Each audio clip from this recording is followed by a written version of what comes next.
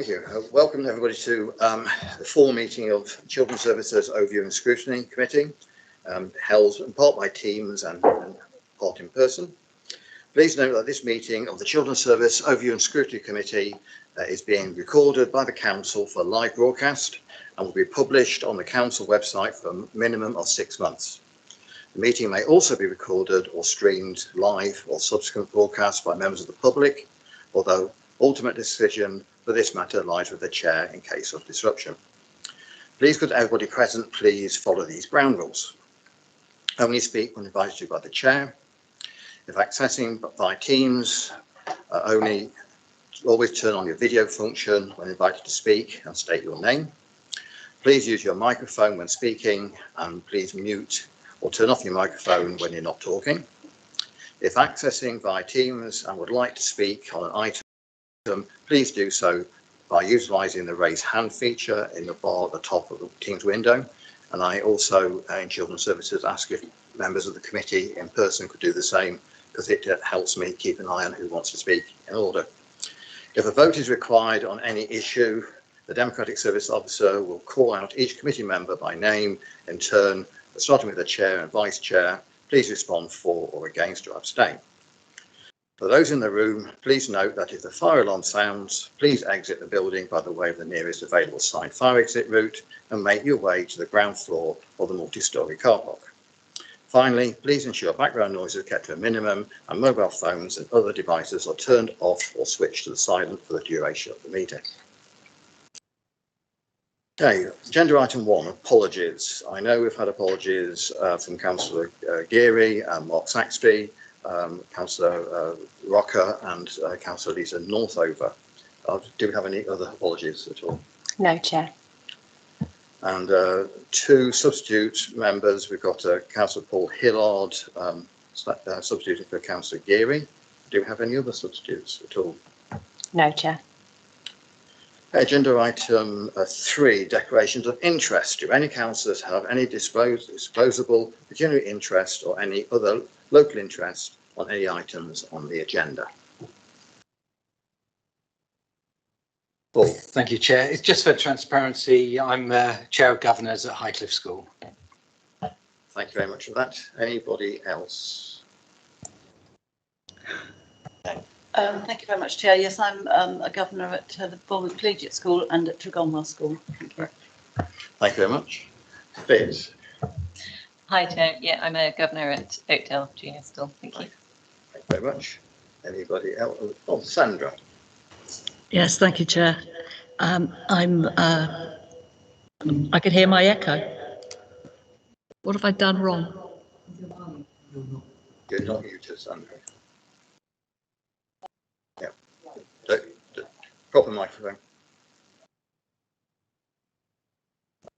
I'll get it right in a minute. I do apologise. Yeah, I'm a trustee and member of Teach Trust, and it's item 6.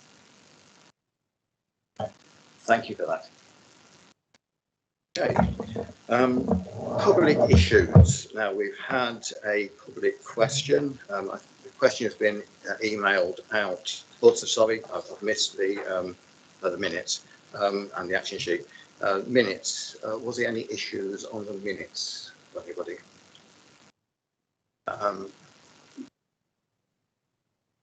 All agreed?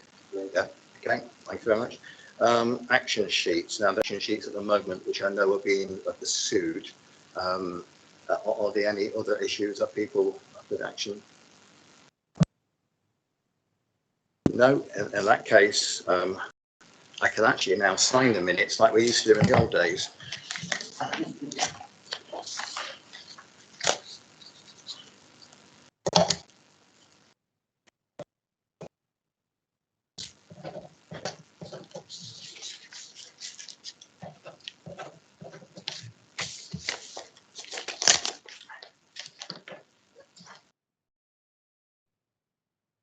So, public issues. There has been a public question. You've all had the question emailed to you, and there's an answer which it will also email to you later. But if I could ask the clerk to read the question out for us. Thank you, Chair. Question for Mr. Tinsley. In light of the Ofsted recommendations, will you now be urgently reassessing the cases of children in BCP care to return them to birth families where possible, especially where the necessary early support was not given in the first place? Do you agree that neurodivergent parents should receive any additional support, and do you feel that investing in support would be better, especially for the children's long-term needs, than opting to keep funding long-term care costs? Thank you. Just to remind people that the answer will be emailed out as well, but thank you very much for your question. Having read the Ofsted report and recommendations along with your question, I very much appreciate the sentiment of the question, but I'm not sure precisely which Ofsted recommendations it refers. I will, however, endeavour to give you the fullest possible answer to each of your points. I would like to assure you that BCP endeavours to support all children in their birth families whenever that is safe and possible. If it is not in the best interest of the child, for example, where there's abuse of the child's needs cannot be met by their parents, we seek for alternative forms of care for the child, our first consideration being wider family or friends. 46% of the children who entered care in BCP last year returned home.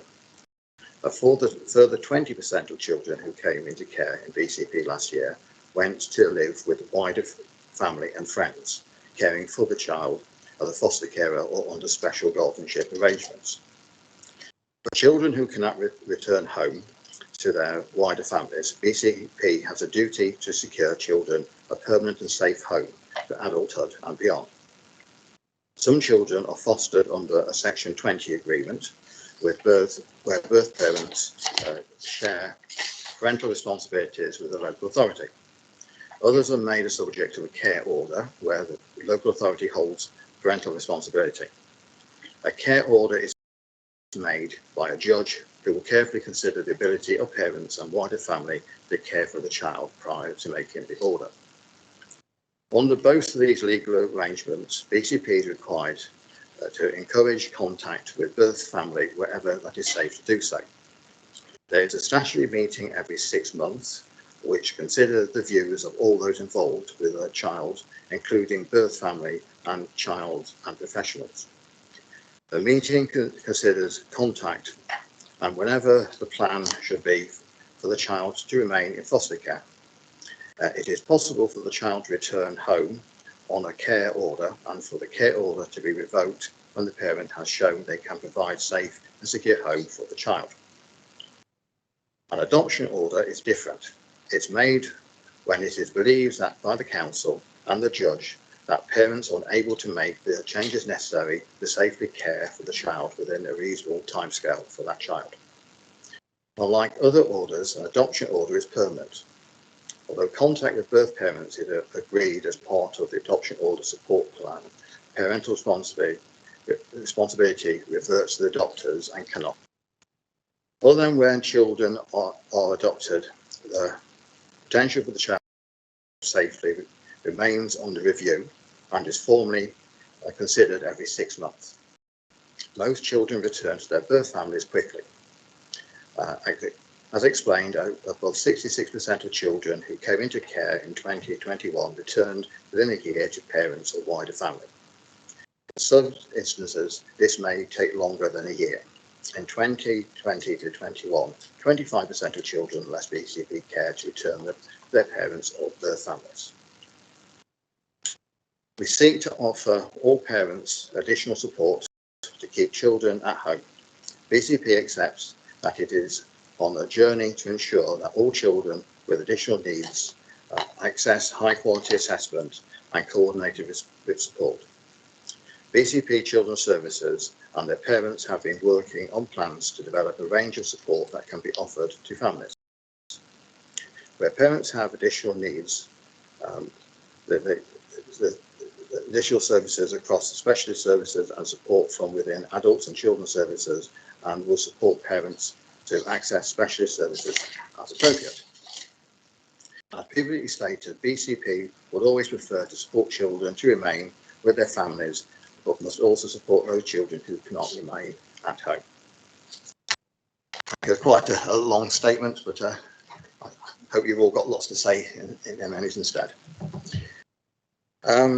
Agenda item 6, the Children's Services Capital Programme. This is page 17 to 28 on the agenda. So this is the committee to enable the committee to consider prior to recommendation to Cabinet. It was moved from July to September at the request of the Corporate Director.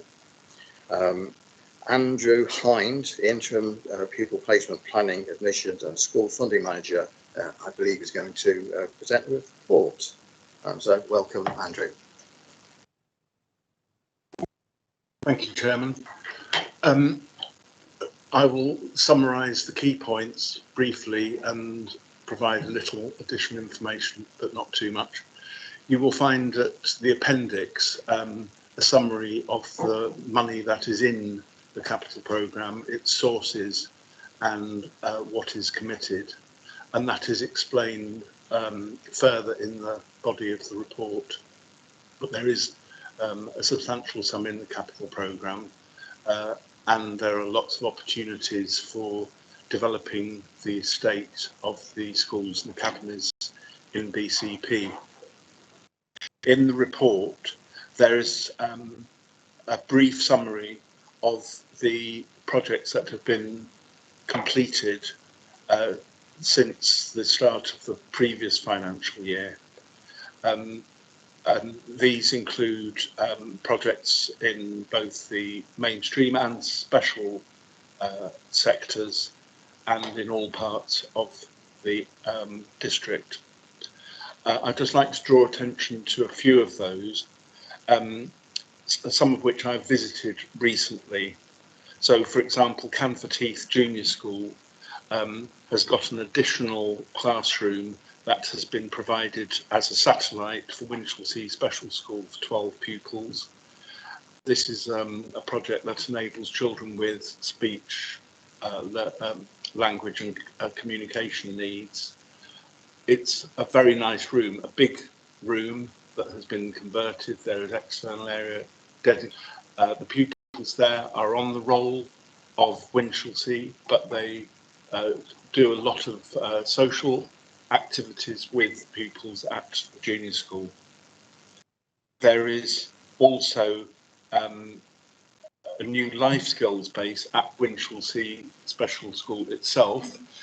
This looks like a kind of bedsit studio flat, a large room with bedding and a kitchen area, dining area.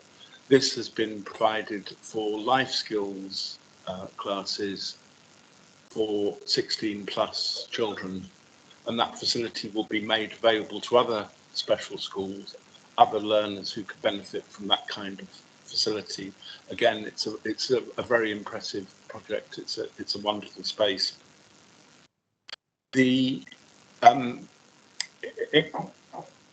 in the report, I mentioned what I've called the Longsby Satellite at Bournemouth Learning Centre, but we should actually get used to calling it Longsby School Ensbury Park Campus, because it isn't the Bournemouth Learning Centre anymore. It's now the secondary centre for Longsby Special School.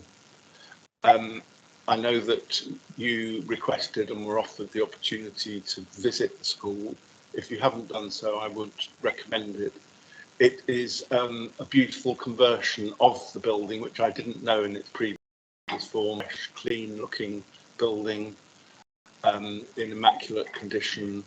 I saw it in operation yesterday and it is going extremely well.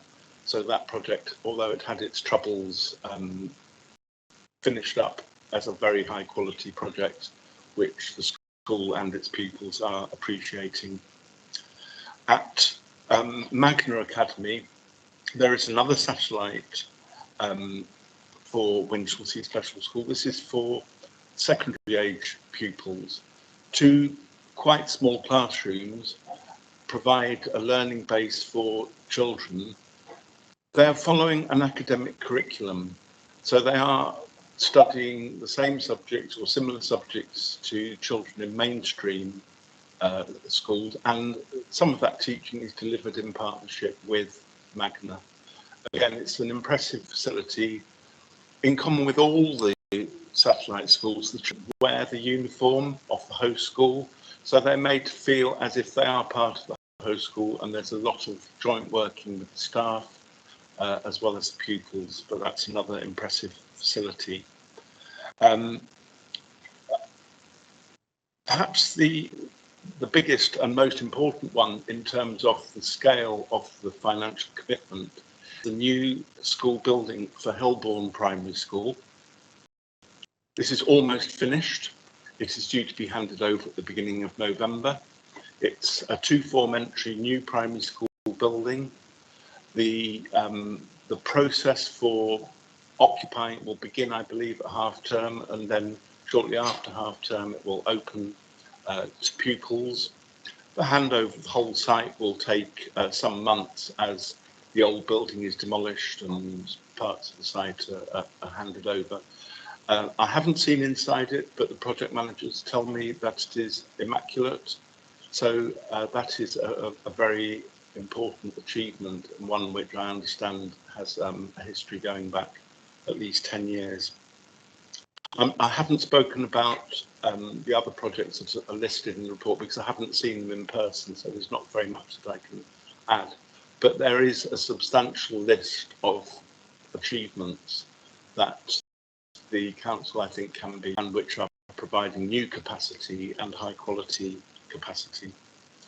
I would just like to say a word about some of the primary school, the Winchelsea satellite, some of the primary school. That project is paused, and we are asking for that decision to be confirmed by Cabinet and Council because of the capital funding involved. This is to enable the SEND strategy to take place, to be reviewed, and to ensure that we have got the specification for the works at Summerford correctly specified, and that we have got a project that will deliver what is actually needed in that area. There's a technical reason for bringing that for a decision as well, because as of this moment, the council is under duty to open that satellite, but it won't be in a position to do so. So we're asking, therefore, for that to be deferred until next academic year, when the decision about the future of the project has been taken and the scope of works has been reviewed and revised. So there is also a section about projects under development. The council has agreed to a substantial investment in the special sector, whether mainstream or special school, to improve inclusion, 10 million plus resources from central government for a similar purpose, making over £12 million available. And the report sets out a process for how we will decide with the schools how to invest that in order to get the best possible inclusion practice for BCP. I'm happy to answer any questions if any members of the committee have them. Thank you very much for presenting that report. I can't see anybody else got their hands up, so if I may kick off while people have a think. You probably know I visited the Longsby satellite, or the Ensbury Park campus. I'll try to get it right.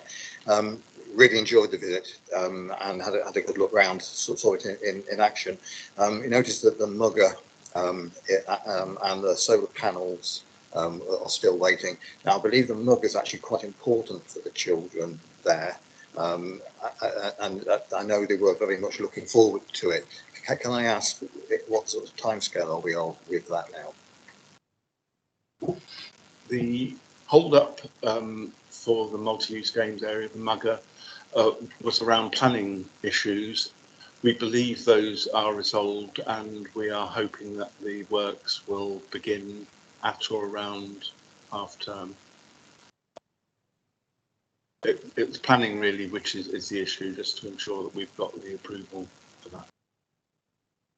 And the solar panels, because that's quite I know I'd be quite keen to see those. I think a lot of us would. The solar panels are under discussion. There have been legal debates between the Ambition Academies Trust and the council about responsibilities, liabilities and so on around the solar panels. So what we have agreed mutually is we will detach that particular question from the lease and the legal agreement between the council and the trust, and then we will address it as a separate issue. I think that the trust and the council are both committed to the idea of solar panels, but the legalities around it, given that they will be sitting on the roof for decades to come, are quite complex, and questions like what happens if there's a problem, what happens if there's say a leak in the roof which requires them to be removed. Those kind of questions do have to be addressed so that our successors in 10 years time know how to handle that kind of issue. So we do want to make sure that all the rest of the legalities are sorted out, so the solar panels are being discussed as a separate issue. Thank you for the answer. Sandra, you raised your hand first. I nearly forgot to press the button again. I'm sorry about this. I would actually like to go to the, what did you call it, the Long Space School, Wensbury Park campus. I would really like to visit that. So if I could be put on a list to go, it'd be great. And I must just mention the rebuild of Hilborn School. And yeah, we have waited such a long time for this school to be built. My son actually went there, and he's and it was being proposed that one day we would like to rebuild the school when he went there, as I say, and he's like 40 something now. So you can see this has been going on a long time. So I'm really pleased it's happening now, and I look forward to the whole thing being completed. And I'm sure it's going to make a huge difference to local families. And obviously, I know about the SEN base at Camford Heath Junior School, because I'm a trustee there, as I said before, and the one at Magna. I've seen the one at Camford Heath, and it is really nice, and it's working really well. And I support these bases because it enables the children to go to school locally on mainstream sites, but still have the benefit of specialist support. And that works the other way too, because it also enables the mainstream school to have the benefit of special advice when needed. And I know that that can be really useful. I'm also aware that the independent and the non-maintained schools outside the local area are more expensive for the council. Plus there's the added cost of transport to them. And all of this has added to the high needs budget deficit. So I support the building of these bases, as the benefits for children and family are quite obvious. But it's also important to ensure that our local specialist schools are able to meet the needs of our children and young people with special needs, as well as, and as appropriately as the independent and non-maintained schools clearly can, because otherwise parents will continue to vote with their feet. And I think I'm right in saying that there are gaps in specialist provision at our local schools, and I assume that identifying these is going to be part of the SEND strategy. And yeah, obviously the satellite project at Somerford Primary needs to be deferred given the circumstances. Can I also mention, I'm not sure if you're aware of it, that there were plans for a new school site in the Creekmore area of Poole. Now this site is actually quite difficult to access because of land ownership and the physical geography at the site. But I thought that actually this site might well be good for a special school, because children need to access it, you know, on the bus. Because it's not very good for pedestrians, cyclists, and that sort of thing. So it's not really very good. I don't think it's really good for mainstream, but it could possibly be something for the future for a special school. I don't know whether you aware of that one, whether or not anybody could look into it. Thank you, Chair. That's my thoughts. Thank you for your thoughts, Sandra. Sean, you had your hand up next. Thanks, Chair. Just more of a comment than a question. Just say, how much I welcome, I'm sure everyone else does, the hard work that's gone into here. It's really proud of the things that we're doing in regards to supporting our people with special educational needs. Obviously, particularly pleased for the 2 facilities in Catford Heath, which Sandra and I represent, leading the way, which is as it should be. I think my only question would be regarding governance of the hubs. Does that sit purely with the home school? Does the host school get involved with that as well? Shall I answer the question? If you can, that would be good. The satellite schools, as they have been called, they are part of the special school. So the pupils are on the roll of the special school. And if Ofsted were to come, it would be the special school that is being judged, not the host where it is located. In practice, there is a lot of cooperation between the host school and the hub, or the satellite. I was told today that literally a child moved from one of the host schools to Winchelsea, literally from one day to the next, or the other way round. And in a sense, it was barely noticed. Even the learning support system moved with the child. So it does allow that kind of thing to happen. Yeah, so those kind of opportunities are being taken. That is down to a lot of goodwill between the schools involved, and clearly the schools that are hosting Winchelsea satellites, and I'm sure the other satellites that exist, really only stepped forward because they were committed to that approach to working. So it does appear to be going extremely well. Just through the chair, just an old comment, just saying that example is a good practice of that immediate action taking place with that pupil who wants school to know. That's brilliant. That's exactly what we want to see. With the young people, right at the heart of that policy. So thanks. It's great work. Okay, thank you for the answer. Jane, you're next. Thank you very much, Chair. Yes, I'd really like to echo the words of Sandra and Sean on congratulating, the work that's been going on and the number of either extensions or even new schools that we are getting now. It's brilliant, absolutely fantastic for our young people. And I think I agree with the fact that mixing special schools with mainstream is a really great idea for the pupils of both, apart from the other considerations. I was just interested to ask about the pause in, I apologise if I missed something, the pause in the project at Winchelsea. So where are the children at the moment that would be in the new part, in the Winchelsea satellite at Somerford? Thank you. Well, they're in other parts of the system, basically. So they would be either at Winchelsea main campus or at one of the other campuses. Of course, what it has meant is that the total capacity for Winchelsea and its satellites is not as big as it would have been if the satellite had been opened. So, I mean, I don't think you could actually name a child and say that particular child would have been there.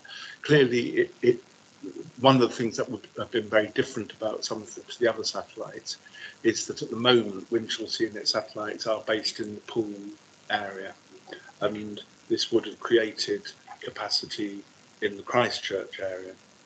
So that would have made a substantial difference and created more capacity at the east of the district. No decision has been made about exactly what the future will be. That's why the pause is taking place. But were it to go ahead, or something very similar to go ahead, that would obviously create capacity in Christchurch, which currently that there isn't really a lot of in terms of special educational needs provision. Yes, yes, please, Jake. Thank you. So are those children, the children that might have been moved, are they experiencing a lesser degree of, you know, satisfactory education or, you know, a satisfactory position than they would be if we'd continued with the project now? I think it's helpful if I can answer that question. no, I think Sarah can answer that. Yes, Sarah, I noticed you raised your hand. Hi, good evening. Sarah Rempel, Director of Education for BCP. The answer, like Andrew said, the children who may well have attended the satellite at Winchelsea are either at Winchelsea or they haven't yet been identified in the system as needing a special school place. So the idea about the satellite bases increases our provision across BCP. So it's not so much the case that there is a child at Winchelsea who isn't receiving that right education. It would be that there may well be children in the system who, for the future, a satellite provision may well be the right provision for them. Does that answer? Yes, thank you, Chairman. Thank you. If I could just, because actually you're thinking on similar lines to what I was thinking, just to pick up on that. I mean, I understand the pause, and it's quite clear in the paper, and you've explained it quite well. And we've just hinted at this. Are there any other risks with the pause? I don't think. Well, clearly there are service risks, as have been described. That there is a desire to have more capacity in the system, and that will not come on stream in this current year. So that is, I think, already explored that. I think on the whole, the pause though is about reducing risk rather than pressing ahead with a project which needs some further thought in terms of exactly how it's going to be implemented, both in terms of the service and in terms of the fabric of the building itself. That the additional time to get that right is actually a way of mitigating risk rather than adding to risk. Thank you. Nicola, I noticed you raised your hand, but you put it down again. Did you want to add to that? I did, but Andrew gave exactly the answer that I was hoping to give you. I would just like to respond to the paper and the discussion at a time to suit you, Richard. There's a couple of things sort of overarching, so happy to come in whenever. Right, thank you very much. I've just got a couple of sort of questions. If anybody that's looking, nobody else has got it at any point. Oh, yes. Paul, you're having technical difficulties, so I'll have to use the old-fashioned method with you. Thank you, Richard. It was just really understand the need for a pause, but obviously, again, there is a need in Christchurch for this, as you say, the simple transition from a special send and then back to your school in Christchurch rather than having to travel a distance across the conurbation. So the pause in the report seems to suggest that it would be live hopefully this time next year. When would we know what the decision is? When's this work going to be completed though, please? I think Councillor Green's going to come in, but I just wonder if I should just, I don't wish to be frustrating to answer this, but we do need to undertake the due diligence as set out in the report rather than making any commitment now to when the certain milestones will be met. But I'm very happy for it to come back to overview and scrutiny so that you can ask further questions, Councillor. But it would be really unhelpful for me to say anything other than that. But the due diligence is underway, as you can see from the report. Okay, thanks for that. The other question is, in the middle part of the Appendix 1, where it talks about feasibility studies at Winchelsea and also the Christchurch area, what are those? It's under the school condition capital works heading. Is that just feasibility of the actual buildings?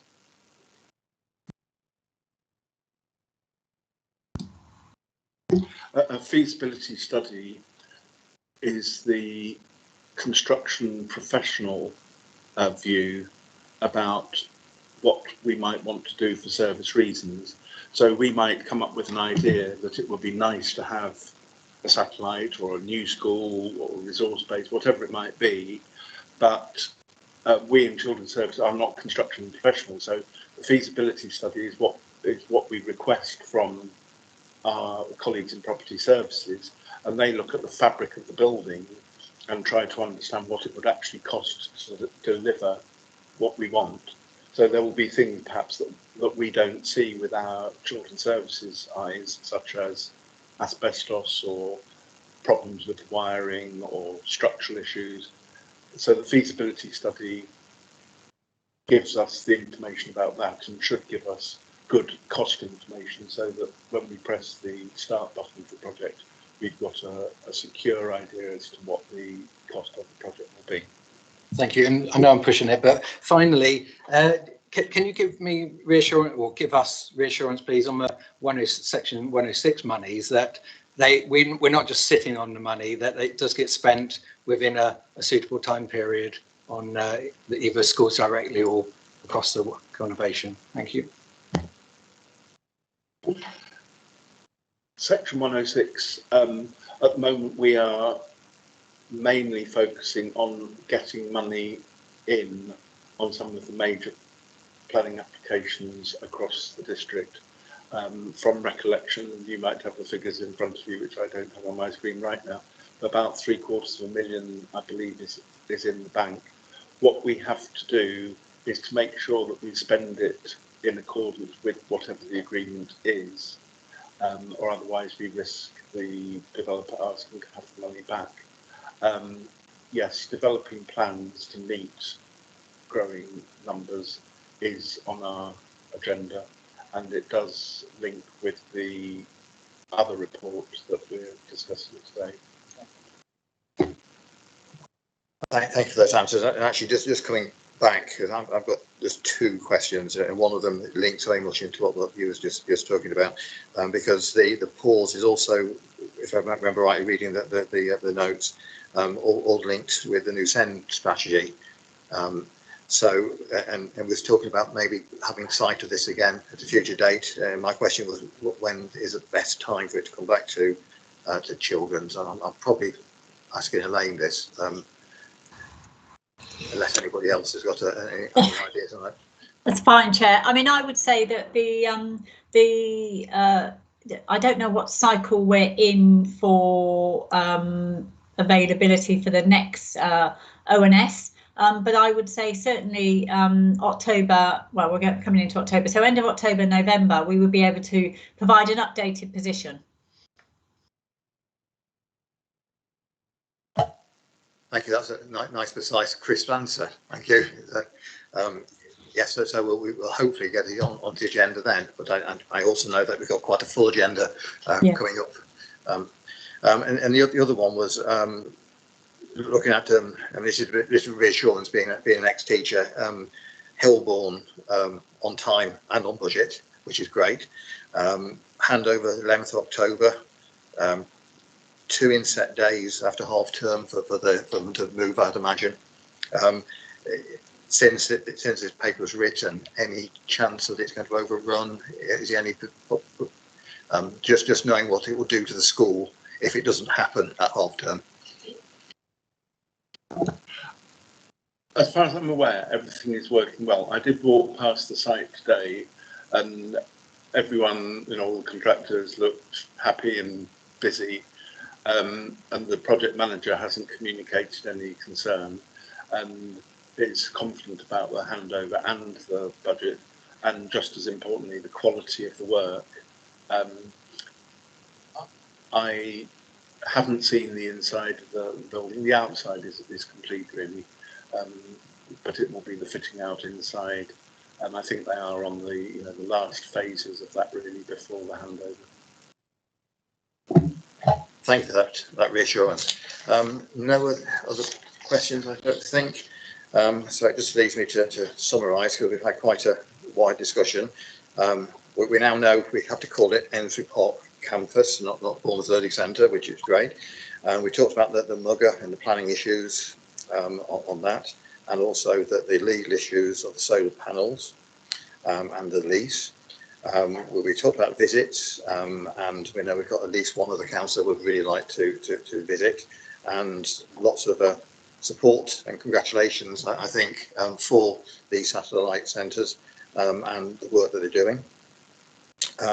We got mentioned the school site in Creekmore, where there's a possibility of putting a special school if it was suitable. We talked about the school governance of the satellite centres, satellite schools. We had a long debate about the pause Somerford and the risks involved and the reasons for it.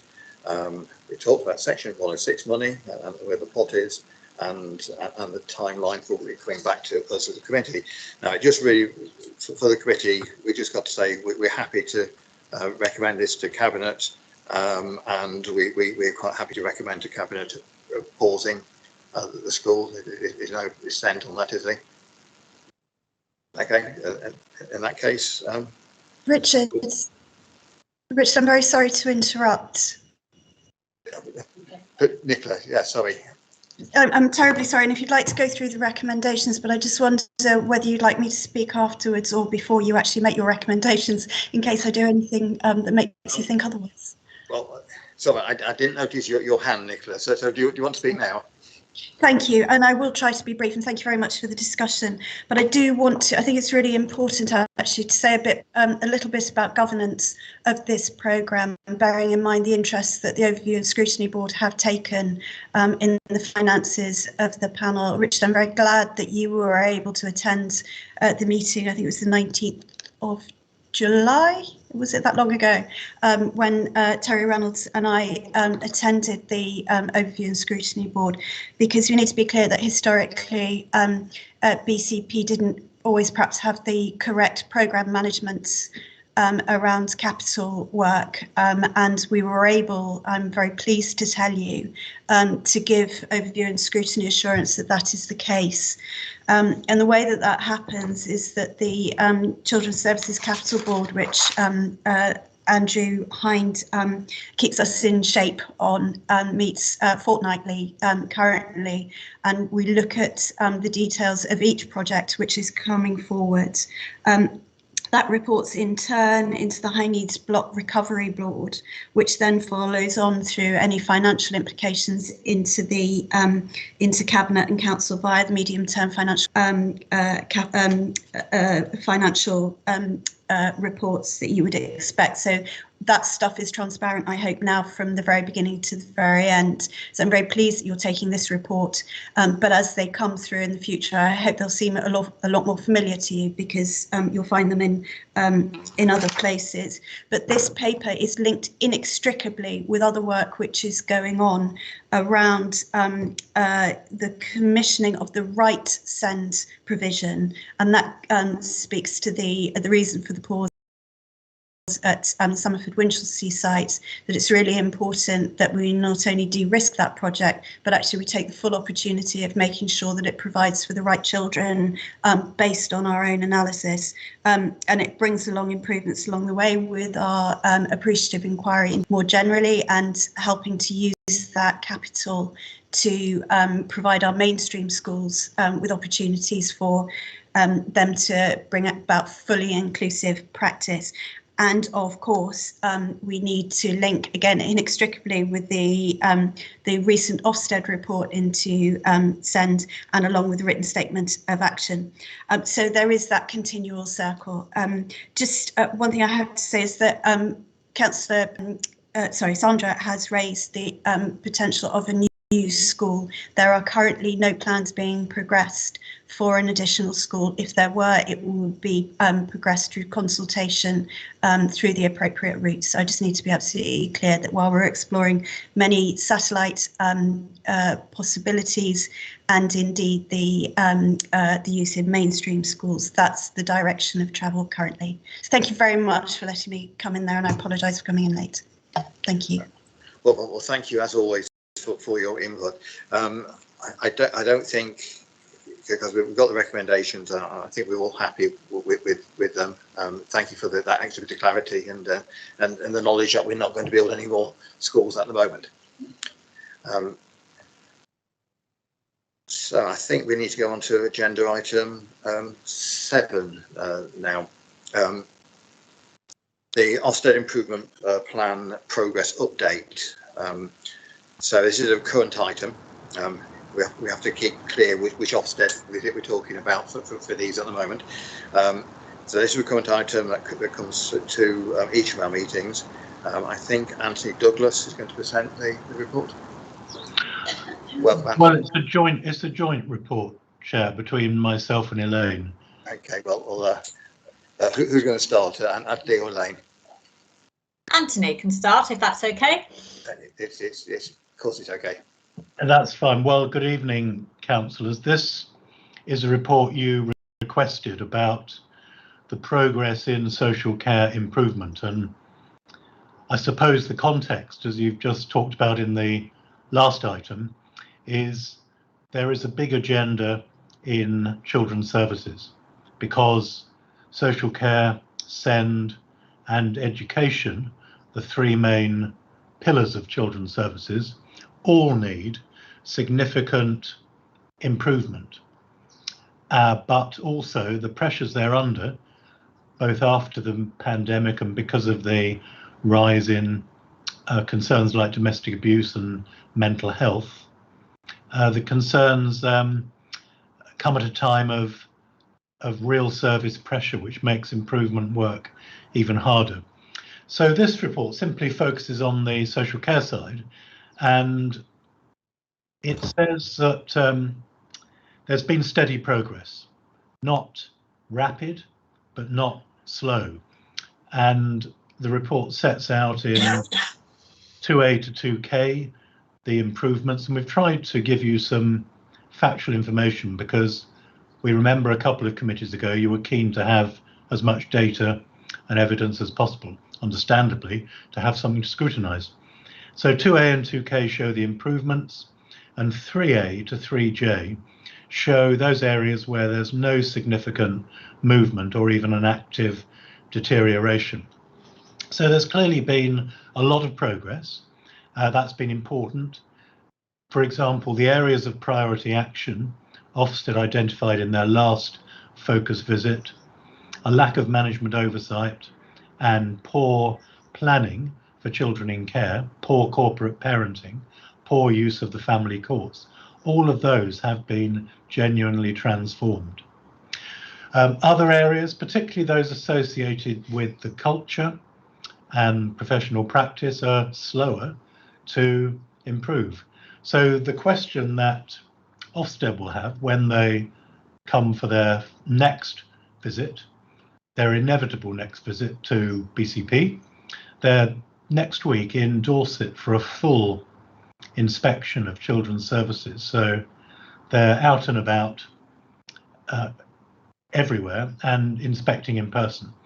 So the question they'll have is about the rate of progress. Is it fast enough? And that's always their primary question once they're satisfied about services not being dangerous. And a lot of work has gone on to stop services being at risk of being dangerous.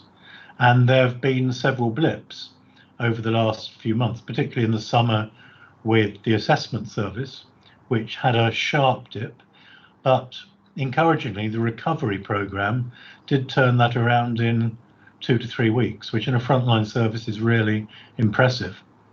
So I'd say about the rate of progress that you always learn lessons from what you do when you're trying to carry out major change, and you try to consolidate what works and to review and reform what you're stuck with. And that is complex when most of the issues are about culture and professional practice, because if you take your eye off it for a minute, it tends to slip back to the way it was.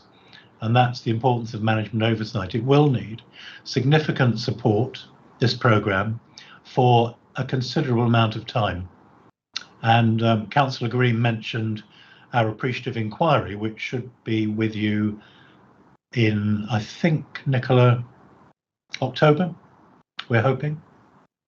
We're hoping for Cabinet in October. Yeah, so when you see that, you'll also see the scale of change needed there in terms of inclusion services. There's a correlation between social care, SEND and inclusion, and they all involve various forms of co-production with children, young people and their families, a model of inclusion that we're just a little bit short of still, and various other key thematic or strategic improvements. So there's no reason to despair, but there's no reason to be jubilant. It's just steady, methodical progress every week and holding your nerve accordingly. The programme's been extremely grateful, I say this in my DFE role, for cross-party political support and unity. That's been hugely important to be able to carry on complex work. Your first question, Chairman, that you raised at the beginning shows the high stakes for families, for children, but it's been really important to carry on that work in a positive, supportive atmosphere. And at that point, I'll pass to Elaine. Thank you, Anthony. And I would just like to add the context of the demand, the unprecedented demand that you would have seen from the data that's been provided in the report. But the staff have been absolutely relentless in their determination to ensure that every child, family and young person gets a timely service. And that is a significant achievement against the, as I say, the unprecedented demand and the complexities. So it's not just the number of contacts that then turn into referrals, which in shorthand means there's a service required for a child, a family or a young person, but also the needs of that child, that family or that young person. And, you know, we are acutely aware as the furlough scheme comes to an end and the, you know, the impact on what we're describing as a new level of poverty. And, you know, we are in a very strong position to be able to respond, but that has come at a budget pressure cost. I've created capacity for an additional 100 children by bringing in additional teams to be able to do that. And furthermore, the issue around mental health and domestic abuse and education in terms of the HAF programme and schools remaining open through the summer, that was an excellent set of policies and interventions for children, families and young people. It didn't slow down our referrals through that period against the backdrop of you would normally get no referrals or very little because schools would be closed. So an unintended consequence of those summer programmes and the HAF programme has meant that we did still continue to have a steady stream of referrals. So that again is unprecedented, and it's just demonstrating the level of need that we've got within our connovation. So high demand, social workers, managers, education specialists, family support workers, contact workers, business support colleagues, everybody is responding to that challenge. And we're still maintaining, as Anthony has said, good levels of staff engagement, low levels of sickness, and that is partly due to the way in which some of the aspects of the culture have started to move in terms of people feeling that they're coming into work to do a worthwhile job and that we're trying to make their job as easy as possible. I see my job as trying to make everybody's job as easy as possible, and I just want to reflect that back to everybody that's been engaged in it. And you've obviously heard alongside that the significant achievements that have been going on within the SEND arena as well. Yes, we've had a challenge in Ofsted CCG letter outcome, but that is in terms of the capital programmes and the build, that work has been underway for a number of months and is coming to fruition. So I just would like to pay my tribute to everybody that's been engaged in this improvement journey to date, because it has been really, really tough and against, as I say, unprecedented demand. And we're nearly at the anniversary of a year, and at the risk of tempting fate, we are expecting Ofsted in for what we believe will be a focus visit either this month or in October. Got nothing else to say at that point, but I'm happy. Oh, Anthony's got his hand up. I was just going to add one point, if I may, Chair, and that's the difference. I think one of the differences between the last time we reported to you and now is that it's become more apparent that improvement is a multi-agency issue. It's not just the council.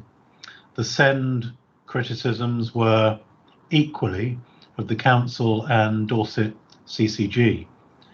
The police, who were hoping to get a good result, everybody does, were criticised and had a setback because of needing to do more about supporting vulnerability, victims and other aspects of that.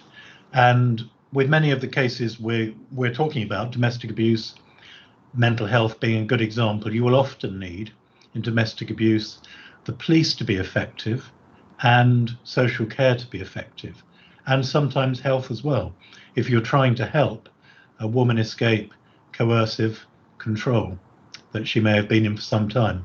And with a mental health problem in a family, similarly, the need is for a team around the child, the woman, the family. And so I think we've just become more focused on multi-agency improvement and trying to improve together rather than singling any agency out. And we have some meetings of our improvement board coming up in the autumn, in which we'll be aiming to accelerate a multi-agency improvement and not just to see it as a single agency issue. Thank you very much. That's quite a lot of explanation there. In fact, if I can just start some questioning, and the first question, I know what answer, and Elaine's probably going to answer this, but I'm going to ask for a second answer as well once she's answered it the way I know she will. Fixed terms exclusions, 27 to 37. 27, was it low due to COVID? And what would be an acceptable number of fixed terms exclusions? So I'll let you say the answer you're going to say first, Elaine. So you know, I'm going to say that there is no acceptable, zero tolerance for exclusions. It has to be by exception only. So we're in a really tricky place, Chair, because actually all of our figures for the academic period that we're talking about have been disrupted by COVID. But I do think that one of the things that fixed term exclusions need to be viewed against perhaps another area for scrutiny, which is electedly home educated and an increase in that. So I'm not wishing to duck the question. I'm just saying that we would need to do a forensic look against probably the previous academic year's data to be able to come back with anything that would be meaningful for scrutiny to ask questions, because our figures are disproportionate because of COVID and school closures. Chair. It's funny you should say that to the answer, because the next thing I was going to ask you was actually I'm really pleased to see the inquiry into inclusion and homeschooling, and I was going to ask whether there was any feeling that homeschooling is being used to hide problems. Now, I think you've virtually answered that to me, that you've got some concerns, but is there anything else you could add to that? I think that we are concerned about the increase because we don't understand it well enough yet about why. We don't understand if that is to do with parental confidence about being in school, or if it is to do with some of the conversations that schools are having with parents, or if it's to do with a tolerance level for that young person or that child within the school environment. So they are the three things that we're considering, Chair, literally at this moment in time. But what I can offer assurance is that all the children and the families, we are obviously rag rating how we're doing this, because there's an awful lot of children and families are having a visit from a suitably experienced officer to be able to ascertain if support's required, what communication they've had in making the decision, if they want to reflect on that decision, it's still the right decision for them, and also to as far as we possibly can understand the quality of education that's being provided. Okay, thank you very much for that answer. Sandra, you were the next. Yeah, thank you, Chair. I got the right thing on. Yeah, I have. Yeah, I know that from what you've all been saying, and I know that a huge amount of work is going into improving children's social care, and I do think we need to acknowledge that. But at the same time, we clearly have much more work to do. And from what I've just heard, I think perhaps we're now able to confirm that we're actually taking the staff with us on the improvement journey, because I know that there have been HR issues and IT issues, and can I ask whether or not they've been resolved yet? The SEND improvement journey was mentioned, and I know that the SEND improvement board's already met, and the council and all the partners are focused on the improvements needed. And I am hoping, Chair, that a report could come to the next meeting of this committee so we could scrutinise that. Thank you. Shall I take the practical one around Mosaic? I think, Sandra, is probably what you're referring to in the IT system and care director, and then leave Anthony as more independent to talk about the journey with the staff. So in terms of the short answer is yes. We have a work plan that is being moved at pace in terms of the integration of the systems. It's part of the transformation programme with the IT and digital requirements for us going forward in the future as a whole council. But we have been front and centre in terms of Mosaic, along with our adults colleagues, because you're probably aware, Sandra, that they have very similar challenges, particularly around Mosaic. But what I do want to say is that while we're doing the bigger transformation work around our IT requirements and our system requirements, it has not stopped us from being able to work with our colleagues in the Mosaic team to do the fixes on the workflows to make life easier for social workers and managers day in, day out. And I know I gave an example of the tick box last time you asked me that question. We've moved on from the tick box to a range of other changes that have been put into the system that have made life easier. So we're cracking on with those changes in addition to the big ticket items. So if that's answered your question, Sandra, I'll hand over to Anthony. Just before you do, can I just confirm, is that where in 31D we have known issues with the time recording of placement moves? Is that related? No, that's to do with capacity of staff to be able to upload the right information, Chair. Okay, thank you. Sorry for interrupting you. Anthony, you were going to take over. Well, yes, in terms of Sandra's question about are the staff being taken on the journey, I think the answer is the individual teams have made a lot of progress. Teams are generally happy places. A few are miserable. That goes with any large organisation, but the majority inside those teams is a huge amount of commitment, satisfaction, absorbing pressure, with some outstanding casework. The problem comes with the service as a whole, and I think that's when you get the sum of the parts being more than the sum of the whole, being stronger. And there's a number of reasons for that, which go back to some of it to LGR, in that some staff in individual teams are still waiting for a permanent structure. And of course, the council as a whole has its Smarter Structures programme, which has contributed a degree of uncertainty, even though it was a financial imperative. So there are a number of aspects of the wider organisation that are still troubling staff, and sometimes local management doesn't get it right.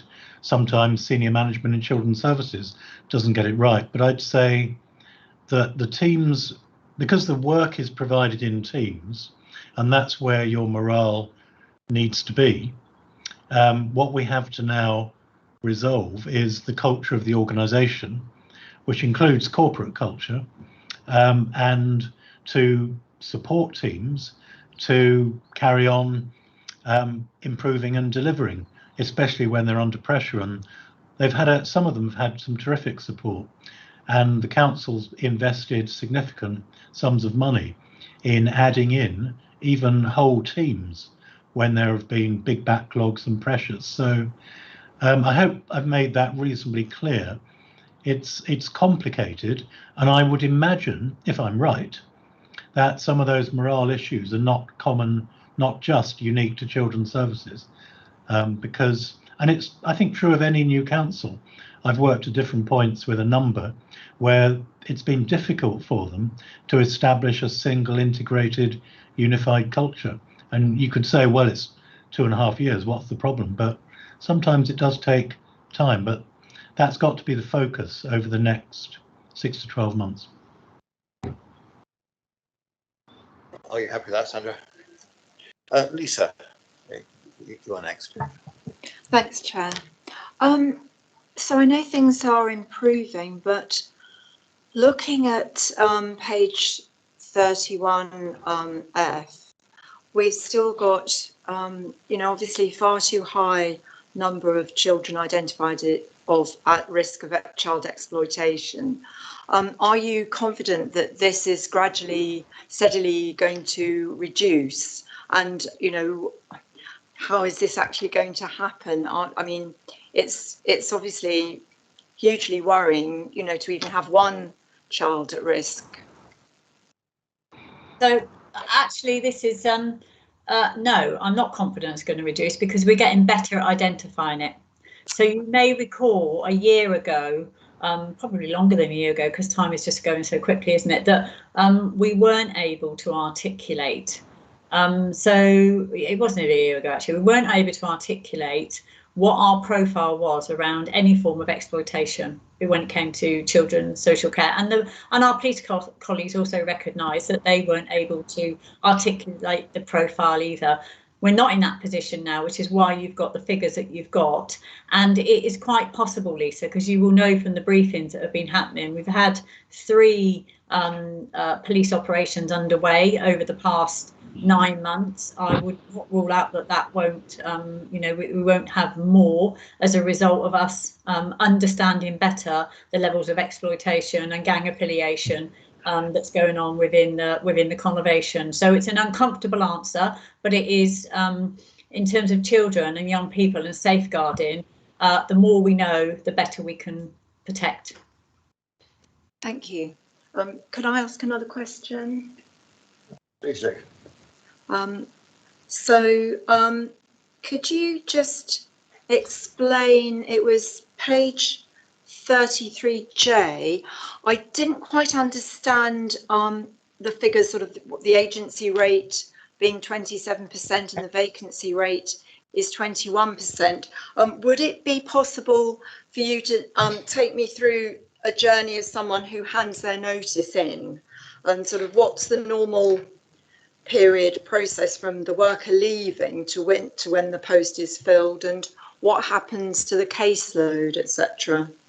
So as soon as somebody resigns, we would be out to the market for a replacement, Lisa. We wouldn't be hanging around for, because a resignation always indicates an end date. So we would work back from that. So then we would be reallocating the caseload to either the incoming worker, or if there's capacity within the teams, then we would distribute it that way. But it's all about the planning, and the workforce planning strategy, which actually links with the academy, which I know you've had an overview and scrutiny, is all about how we support our newly qualified through to level 1, 2 and 3, up to team manager, service manager, and there's an awful lot of professional development that's underway within children's social care as a result of the momentum behind the Partnership Academy. When it came here originally, it was called Social Work Academy, but it's been expanded. So we don't wait, Lisa, as soon as we get a resignation. In terms of the figures, it's the agency rate was 27% and the vacancy rate was 21%. It is showing that we're over establishment with some of those posts. deliberately to do with the demand. So apologies that that wasn't spelt out clearly enough, but it's against our established posts and what we've increased as a result of the conversation that we had earlier. Thanks, that's much clearer now, thank you. And in terms of timescale, it can take anything from 8 to 12 weeks from start to finish, Lisa, and that's to do with notice periods being worked by the individuals that are coming to join us. Right, thank you. Just looking around to see if anybody else got any questions. I've got one more. Page 32, 3A. I got a little lost in this bit. Could somebody sort of go through it for me? Maybe try to simplify it so I can understand. That's page 32, 3A. Yes. So the first bit of that is referencing that the mosaic system was the problem for why work was shown as unallocated. So it was a workflow not being finished off, Chair, as opposed to anything else that was sitting behind that. And that's what that first bit is. In terms of the second bit,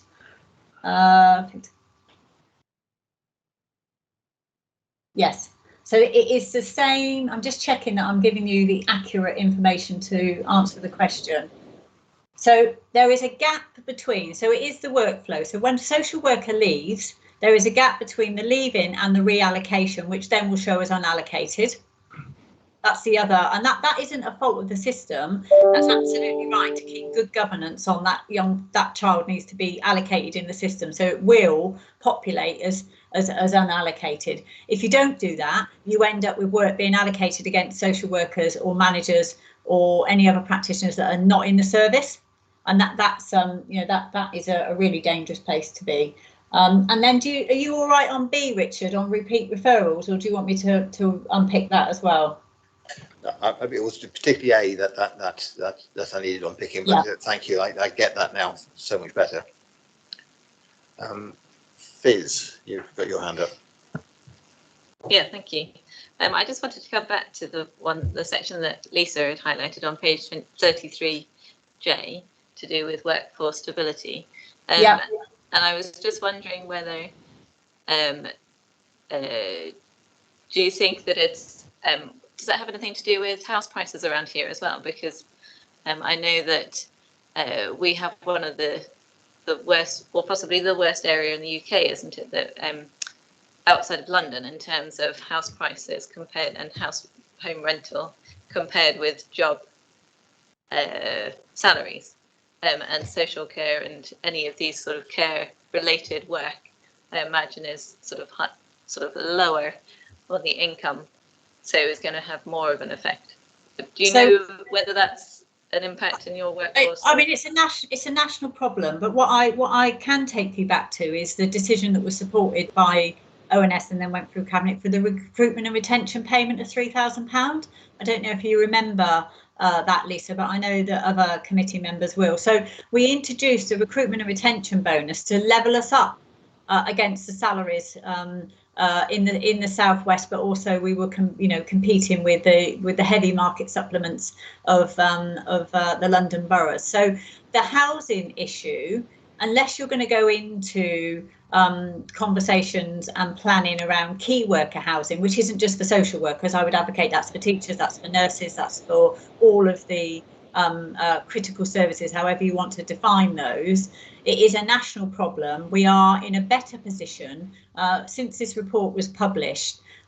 We are now down to 28% agency staff, which is pretty impressive against the backdrop of a pandemic and people not feeling very secure about moving jobs. So the short answer is I don't think the housing stock and the housing prices and market is a significant issue. It is about the shortage of experienced social workers, and it is about work-life balance, of which this conversation has got so much to offer. So it's about work-life balance, and it's about professional development and social workers and managers coming to work in BCP because they feel valued and they feel supported. And there was a recent survey that indicated that money was the third on the list. It was about do I feel valued? Do I feel supported? So that's a long-winded answer, but it's a national problem, and I don't think it's a straight correlation with housing. But there is an argument about key worker housing, I think. Felicity. You're happy with the answer, Felicity? Thank you. Yeah. I mean, I had a few questions to ask you exactly around the same. I think most of it's been covered, but I'm going to ask a very simplistic, naive question. The agency's staff, why isn't it possible just to get them into permanent jobs? You mean why is it that they why do they remain agency? Is it not a process to take the best agency staff in? Shall I give Elaine a break? I'll give Elaine a break. In short, some of them want to stay agency because they can earn more and leave quickly if they don't like it. Some are converted to permanent. BCP's done pretty well on that. And some are not the greatest quality. So you've got, and that's why they're floating about. So I'm pretty assured that when a good agency worker comes and they want to stay, that's facilitated and they're converted with some due diligence into a permanent role.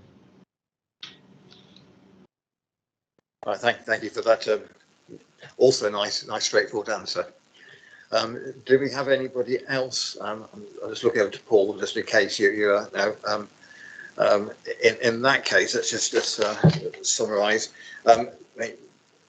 My summary. I don't normally summarise what the officers say, but I am because they actually answered some of the questions that I had on my mind already. I've highlighted we're in unprecedented demand and multi-agency issues are something which you discussed quite a lot. We talked about fixed term exclusions and homeschooling. Improving children's social care. Mosaic recording system seemed to come up a few times in discussions. Staffing, we talked about, the good teams and staffing and the issues instilled from LGR. And the culture of the organisation we talked about. That also took us to vacancies and the time for vacancies and the stability of staff. Yes, the children at risk of exploitation, we also had a good discussion about. Takes us to agenda item 8, school place planning strategies on page 49 to 92 of the papers. So this report was initially headed for Cabinet, and it was going to come to us because of that. However, it's been deemed unnecessary to go to Cabinet. Now, there was talk about us not having sight of this report, but I thought it would still be very useful for us as a committee to see it and have a discussion, because I know I was interested in it when I saw it, and I do think you will be as well. So welcome Andrew Hines, Interim Pupil Place Planning Admissions and School Funding Manager. That's a good long title, isn't it, to present the report. Thank you, Chairman. The report is full of data, and different people will no doubt pick up different bits of data that are of particular interest. The key things are there are 91 schools in BCP. The majority of those are academies of one type or another. Then there are approximately 50,000 pupils in those schools. So those are two important numbers to be aware of. One of the purposes of the strategy is to look ahead at the likely future numbers of pupils. And on page 7 of the strategy, which may be page 61 of the report back, there is a graph which shows what we are expecting to happen to primary pupils over the next few years. And in brief, we expect the numbers to go down.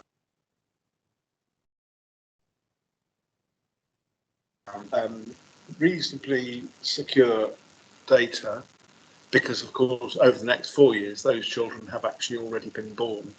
The only real question is where they will be living and what schools they will be attending. It's a national thing.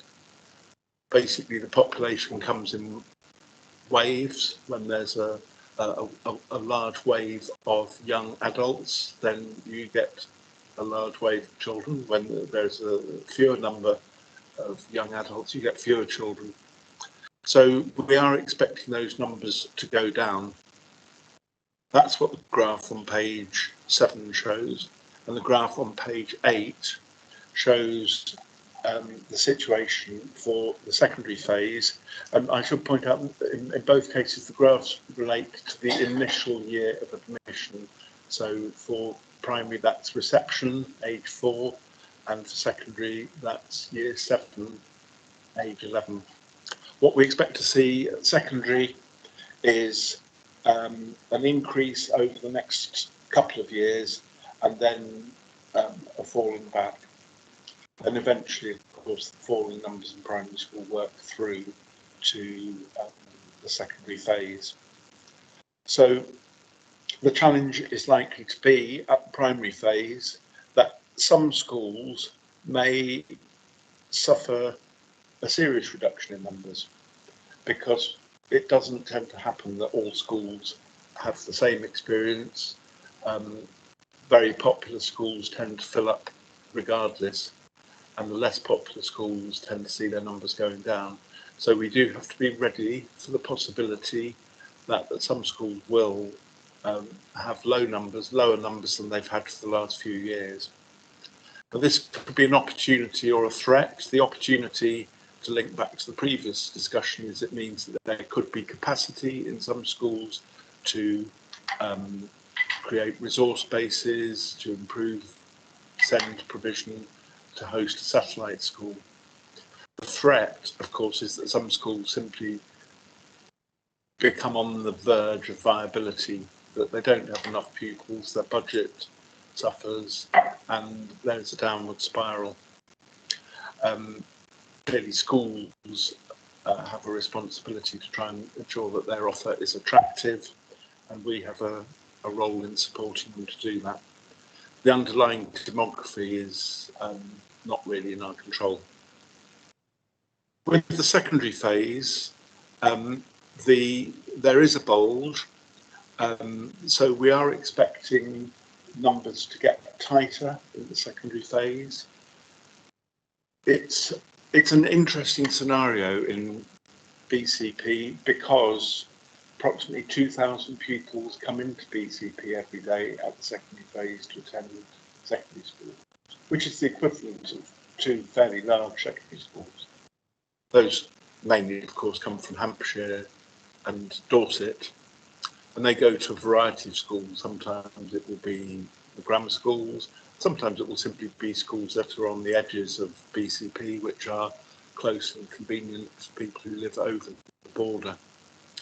So as the demand for places increases because of short-term demographic pressure, it's quite difficult to know what will happen. Some of those children from over the border simply may not get into BCP schools. But equally, there could be some schools which find it difficult to meet all the demand from their own locality. So there are plans in place to increase capacity at the Avonbourne academies, and the academies and their trust are considering how to do that. We believe that will be sufficient measures in order to ensure that we can meet our statutory duty to offer a place to all parents living in BCP who require one. And it is a short-term phenomenon. Numbers will drop back. Again, we can be fairly sure of this because pupils are currently in primary school, so these are real children who have been born. We're not trying to forecast children who have not been born at the moment, so we can be pretty sure that the bulge will come, it will come through, and then it will pass through the system. So I don't think we're in a situation where we will be looking at having to create new capacity. So that is not something that is likely to be on the horizon. There is a question as to whether capacity might be removed. The council has actually got very few levers on that at the moment, because so many schools are academies or foundation schools or voluntary aided schools, all of which are really in control of their own missions, and also in terms of any proposals to change key features of the school. It's not for us to propose, for example, that an academy gets bigger or smaller. We can suggest it, but it's really in the hands of the academy itself. So I don't see dramatic changes to the provision of schools in BCP. There will be local issues, particular schools that are either under pressure of numbers or which are suffering falling numbers. But the purpose of this particular strategy is not to name schools. And although I provide a list of all the schools in BCP, there are no proposals in this relating to individual schools. It is a context-setting document to enable thinking by governing bodies, academy trusts, anybody who is interested in the supply of school places in BCP. It provides information. All the data that is included in the report is exactly the same data that we report to the Department for Education. So what you see here is entirely consistent with what we tell the Department for Education. I will try to answer any questions. I'm not as familiar with the geography of BCP as any of you, so I may not be able to sort of answer very detailed questions about particular localities or anything like that, but I will do my best. But hopefully this document will be useful for yourselves as elected members, but also for the school community and others, any others who are interested in the number of school places required in BCP over the next few years. Thank you very much for that report. Now, I've got a couple of questions or points. If I may start, just to give people a chance to have a think. And I'm afraid mine are more with my ward hat on, rather than because my ward figures in here a few times. And one thing I would say, and I don't know if it's possible, the maps that's provided, I know I would find it useful if ward boundaries were put on the maps, so we could actually see. I don't know if that's a possible thing. I don't know if other members think that might be helpful. So I'm going to have to, page 70, large development is planned north of Merley. Strange enough, I was talking about this earlier on before the meeting, and other developments may be brought forward.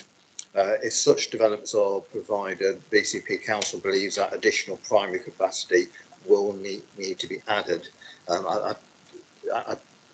That's said there, but at point 50 it says new housing. They do not account for new housing developments. These have to be considered separately. Can you just explain how those 2 points sort of work together?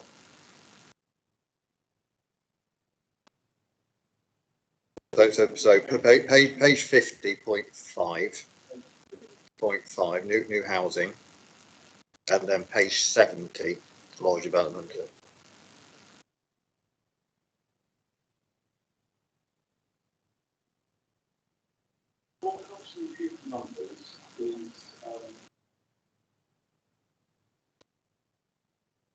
Sorry, the forecasting of pupil numbers is quite a complex business, because one thing affects another. So the forecasts that we produce do not explicitly take into account new housing. On the other hand, new housing is partly expected to be delivered in local authorities in order to meet the increase in population when it is when it occurs.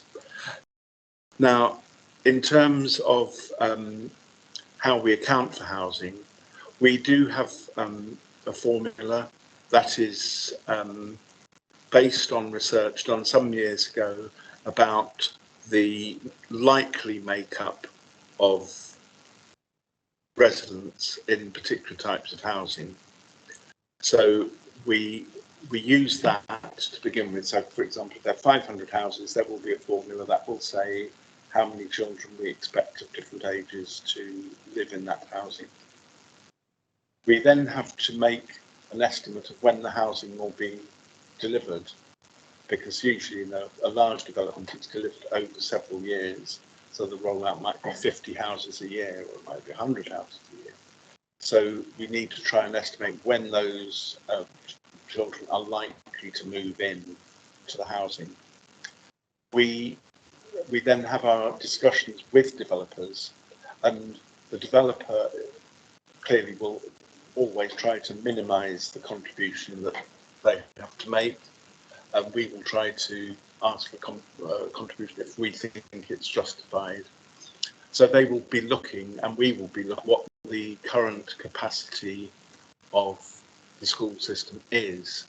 So if the school system is already full, then that would suggest that new school provision would need to be made. But if you've got lots of surplus places sloshing around, it's very hard to make a case to the developer to say you need to give us money for new schools. They will say that you've got spaces going begging as it is. It gets more complicated than that, because of course parents can choose to send their children to schools that are not close to where they live. Developer might well say, well, you know, lots of children in this area actually don't live, that go to this school don't live in the area. They're just coming because parents want that place. They could go to school more locally. So it is highly complicated, but we will always look at really what the number of children we expect to come out of the development will be, and we look at the number of school places in the planning area, and we will generally also look at 2 and 3 mile radii of around the development, because children under 8 qualify for free school transport if they have to travel more than 2 miles as a result of not being able to offer a place. Children over 8 if they travel more than 3 miles. So we look at a variety. We look at the same numbers from a variety of different angles, and we try to make the case for the places that we think we need. So in the case of Merley, we are in the middle of discussions with the developer. The developer may be watching on television, who knows. The schools in that area are popular and full, particularly at the first and middle school age range.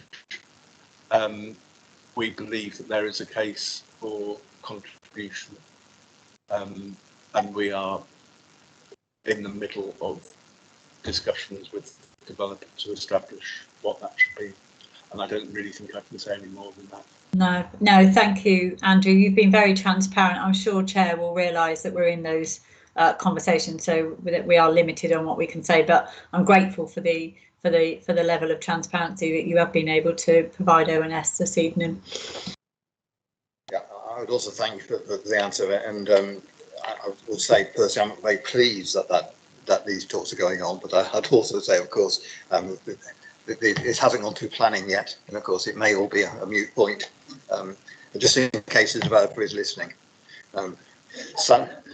Sandra. Yes, thank you, Chair.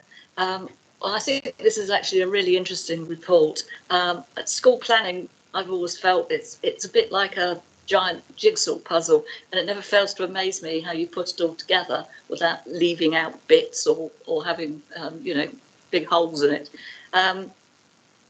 Can I refer you to page 16, where you state that the main residential areas in Northwest Poole are Merley and Camperteath? I think you mean Broadstone, not Camperteath. And trust me, the residents of Broadstone would not thank you for confusing the two. You see where I mean on that? It's northwest Pool.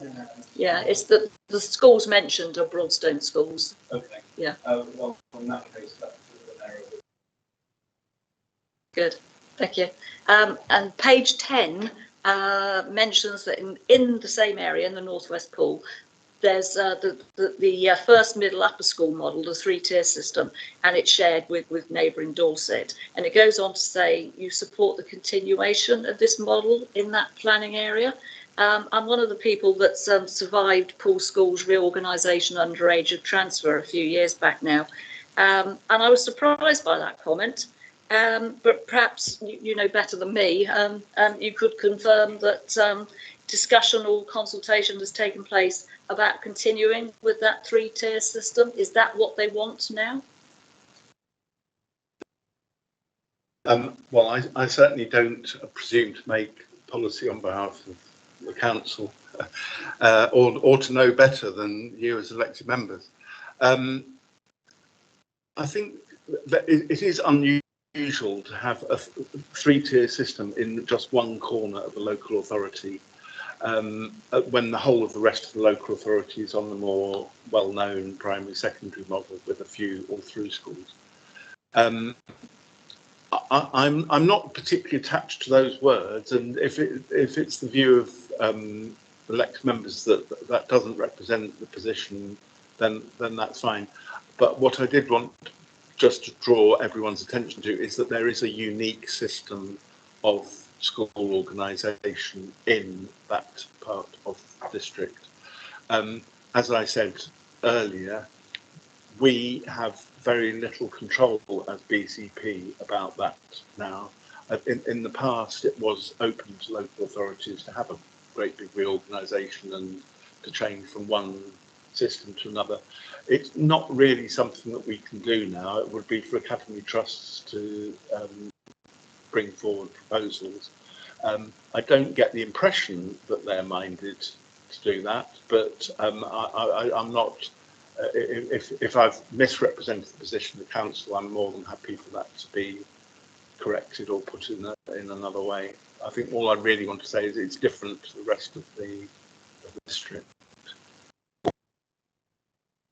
Yeah, thank you very much for that answer, because I'm going to ask exactly the same question, but I think it's something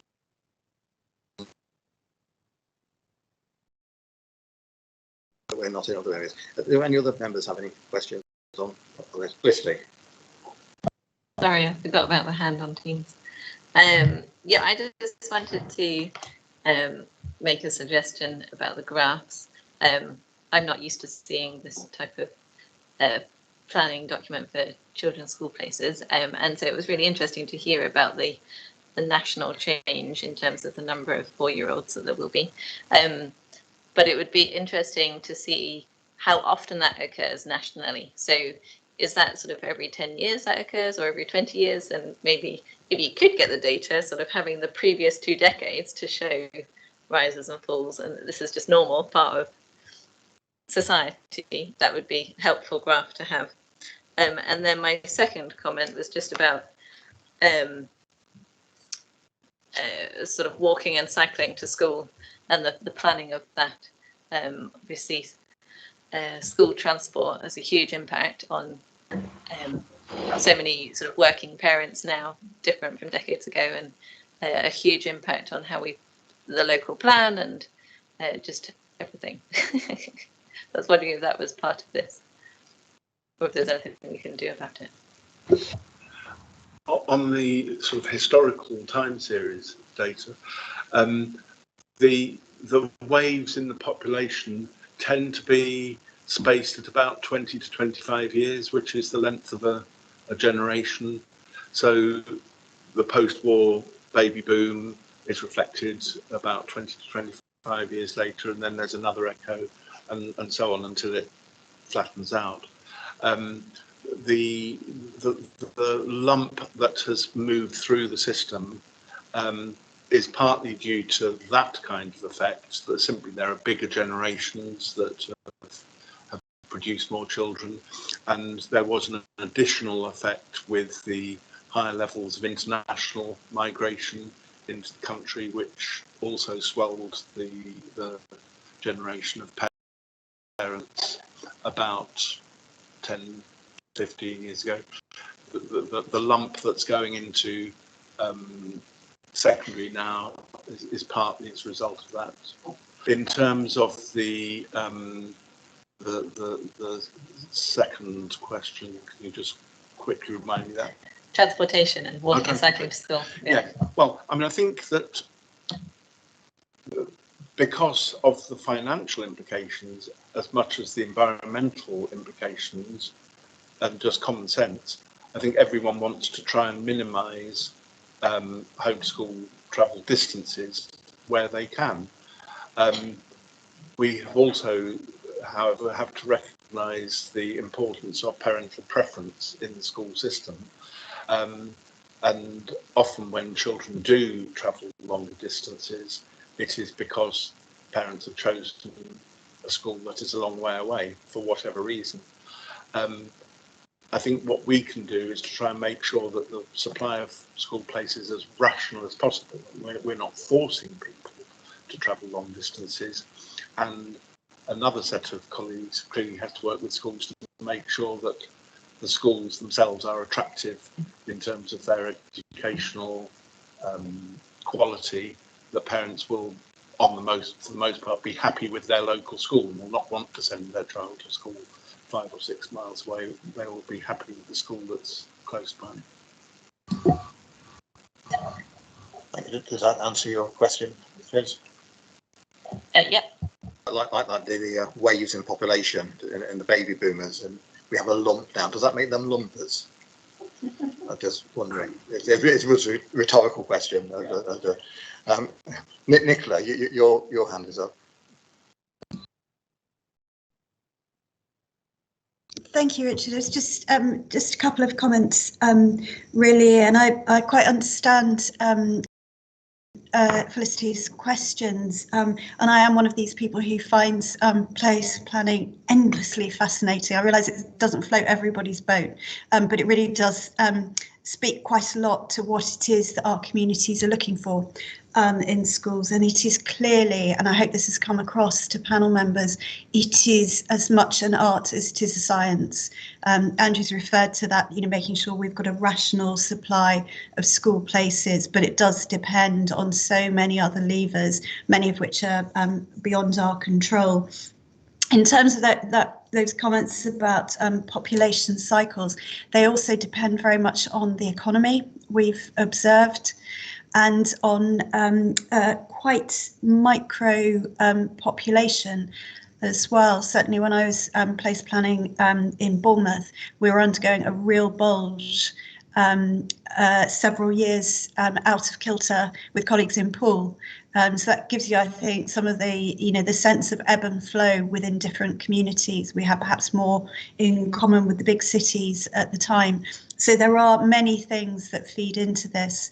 And I am really absolutely on the same page as Felicity in terms of making our routes to school as sustainable and as safe as they are. My other part of my portfolio is public health. Childhood obesity is a real issue for us, and that habit of walking and talking. You talk when you walk with your child, don't you, or scooting, and as they become older to be able to cycle. It's really part of how we try and plan the routes to school. But the first part is obviously to get those places in the right place for our community and what they want at the time. So I think we've probably, many of us know schools that were built in one place, serving a particular community, and for whatever reasons, those schools are no longer full. And the preference for the community is to travel elsewhere, and it may be because of where their employment is, it may be because of a very successful school elsewhere. So there are a number of layers in here, but as I say, it's endlessly fascinating. I'm so grateful to panel that you've been able to look at this tonight, so thank you. It's incredible what floats our boats, isn't it? I must admit that my boat is floated here as well, so it's a Lisa. Thanks, Chair. Yes, thank you so much. I'm absolutely fascinated by it. It's so interesting. I just wanted to ask, and I don't know if it's here and I've missed it. Do you know the percentage of the pupils who attend the grammar schools, all of the Bournemouth school children, what percentage? It used to be something like 16%, and the same for Paul. Do you have any idea? That information is definitely available, but I don't know it. But I could request that that information. I would be really interested. Thank you. And also, I would sort of echo Fiz's point. I mean, where I live, it's when the children are travelling to the grammar school. I'm in Bournemouth, sort of near Kings Park, and you know, there's a terrible congestion. And I used to work at BSG before I retired, and I used to have to leave home about half an hour earlier than I needed to, or cycle to get there, you know, but it was quite difficult sometimes cycling with all the books and things. So I just wondered, because the school buses are so expensive, you know, a lot of the children can't afford the school buses, and so therefore sort of parents tend to take. And, you know, one of my neighbours at the moment, her son's just got into Bournemouth School, and she said it's dreadful. And she, instead of where she used to kind of walk them both round to St James's, she's now having to sort of to go in the car, and we've got all the, you know, more pollution, etc., etc. Because he is at 11, she sort of thinks he's a bit too young to start cycling. So, yeah, I just wondered if there's a sort of possibility of better transport. Thank you. I think that's a different strategy, Lisa. That there is a transport strategy which you know, perhaps when Andrew's serving you with the data, he can, if you don't mind, Andrew, me taking an artistic license and offering you up in the spirit of getting things done. If you know, to walk you through what we're doing there as well. But it is a challenge, but it is all aligned with the pupil place planning. But I think if it would be helpful to you, I'm sure Andrew would accommodate. Thank you very much. Yes, thank you. It's very important. Okay, thank you. I'm looking around. I don't think anybody else got any questions. No. So just a quick summary. So we talked about the boundaries of Murdoch, Camford Heath and Broadstone. I won't dwell on that anymore. North Wales, Paul, and the three-tier system we had a discussion about. The wave in population and the baby boomers and the lumpers.